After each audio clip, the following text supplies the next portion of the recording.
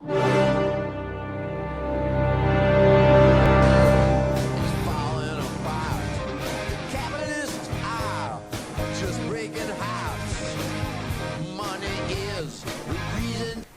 acordo com o dicionário, o capitalismo é um sistema econômico baseado na legitimidade dos bens privados e na irrestrita liberdade de comércio e indústria, com o principal objetivo de adquirir lucro. Sistema social em que o capital está em mãos de empresas privadas ou indivíduos que contratam mãos de obra em troca do salário. De acordo com o documentário O Capitalismo, uma história de amor, o sistema capitalista é opressor, pois é movido pela ganância. Quando o indivíduo não tem oportunidades ou nasce em uma família pobre, precisa sacrificar-se ao máximo para ter alguma qualidade de vida. Essa situação gera o que conhecemos atualmente como disparidade entre pobres e ricos. Esse sistema é responsável pela inversão do papel do governo, atender à necessidade da população, como saúde, moradia, educação, entre outras. Um caso muito importante, que começou a acontecer nos Estados Unidos em 1980, quando o presidente Ronald Reagan se aliou com o presidente da maior corretora do mundo, na época. Juntos, atenderam principalmente os interesses da classe alta, diminuindo os impostos para essa classe social, destruindo os sindicatos e ainda gerando empregos e, com isso, acarretando vários problemas de saúde aos trabalhadores que sofriam cada vez mais com baixos salários e péssimos. Um exemplo de uma empresa que teve um grande momento de crise foi a General Motors. Enquanto estavam preocupados em produzir muito, uma nova empresa tomou seu lugar, se preocupando mais em produzir automóveis de qualidade. A falência da GM deixou 18 mil desempregados, o que ajudou na crise estadunidense. Segundo depoimentos de funcionário, eles foram avisados sobre o desemprego de uma hora para outra, gerando assim grande preocupação, pois tinham que sustentar suas famílias. Por fim, o governo dos Estados Unidos acabou ajudando a GM com uma grande quantia de dinheiro, enquanto a maioria da população sofria com a crise. Outro exemplo é a PA Shield Care, na Pensilvânia. Perceberam que os juízes estavam condenando todos os jovens sem ao menos ouvi-los. Foi então que descobriram um acordo feito para que o juiz aumentasse o número de condenações da instituição para que fosse cedido mais dinheiro a eles. Sendo assim, notasse que a instituição governamental e de socialização tornou-se uma corporação com fins lucrativos.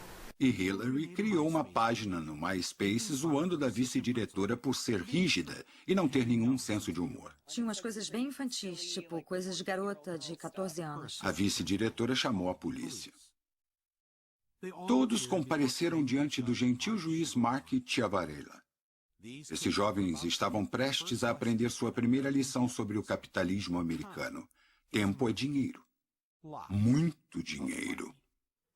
Eu fiquei na frente do tribunal, perante o Sr. Ciavarella, e não fiquei lá nem uns 4 minutos. Eu fiquei na frente dele uns 2 minutos. A primeira coisa que o juiz Ciavarella me disse foi: quem disse que você pode fazer esse tipo de besteira? Tenho certeza que ele sabia quando eu entrei que ele ia me prender, não importava como. Ele nem olhou para mim. Quando eu entrei no tribunal, não tive chance alguma.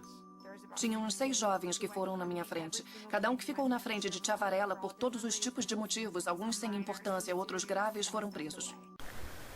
O sistema capitalista e a religião são opostos, já que, para lucrar, é preciso usurpar e reprimir os outros, diferente do cristianismo, em específico, que prega a ajuda ao próximo sem esperar nada em troca, servir aos necessitados e muitas vezes dedicar sua vida a cuidar dos menos favorecidos. No entanto, o capitalismo está tomando conta da sociedade, o que acaba gerando pensamentos de que ele já teria se tornado uma religião. Deixa eu acrescentar. Durante toda a guerra do Iraque e a guerra do terror, você olha para as bolsas de valores mundiais e olha para a economia. E apesar da terrível concentração de inquietação, matança e morte que descrevemos, isso nunca esteve melhor. A economia global nunca esteve melhor e as bolsas de valores mundiais nunca estiveram melhores. Jimmy, ou isso é um milagre de Deus ou tem algo a ver com a vitória da expansão do mundo capitalista, ou os dois. Eles acham que Wall Street é um lugar sagrado. O que você acha que Jesus acharia do capitalismo? Eu acho que ele simplesmente se recusaria a fazer parte dele. Para melhorar ou, na verdade, piorar a vida das pessoas, os bancos estadunidenses estimulavam as pessoas idosas ou as que já tinham suas casas quitadas a financiá-las para que o imóvel fosse valorizado. Porém, na cláusula havia observações a respeito dos juros que lhes seriam impostos. Os juros eram altíssimos, com isso as pessoas não conseguiam pagar e, sendo assim, perderiam seus imóveis. Várias famílias falidas e humilhadas por essa epidemia de fraudes, como se referiu o FBI ao investigar os bancos, foram injustiçadas, já que os cabeças dessa trama acabaram impunes, como já era de se esperar. E o governo, para assustar a população, levou o presidente da época para as telinhas, dizendo que havia uma crise hipotecária, quando na verdade os membros da corporação estavam milionários e distantes de qualquer risco financeiro. Porém, as pessoas não desejam o socialismo. Elas preferem obter lucro através de investimentos, sem se preocuparem com a sociedade como um todo, e sim sendo cada vez mais individuais. Em dezembro de 2014, jornais do mundo inteiro publicaram a notícia de que a economia norte-americana vinha crescendo, a taxas analisadas de 4%. Comentaristas eufóricos explicavam que finalmente a economia dos Estados Unidos tinha saído da crise, que seu crescimento seria saudável e sustentado. Porém, alguns indicadores econômicos positivos isolados são analisados fora de seu contexto maior. Análises estridentemente eufóricas são publicadas na mídia e meses depois, quando a recuperação mostra-se inexistente, todos se... Ao analisarmos esta imagem, nota-se que durante o governo de Ronald Reagan, a taxa de desemprego cresceu consideravelmente. Em 2008, houve um aumento significativo tanto para os Estados Unidos quanto para os países em que dependem da boa economia estadunidense. A crise gerou um ciclo em que a situação econômica norte-americana influencia diretamente nos países que comercializam com o mesmo, ou seja, um efeito dominó. Se a economia dos Estados Unidos é fragilizada, os outros são desestabilizados.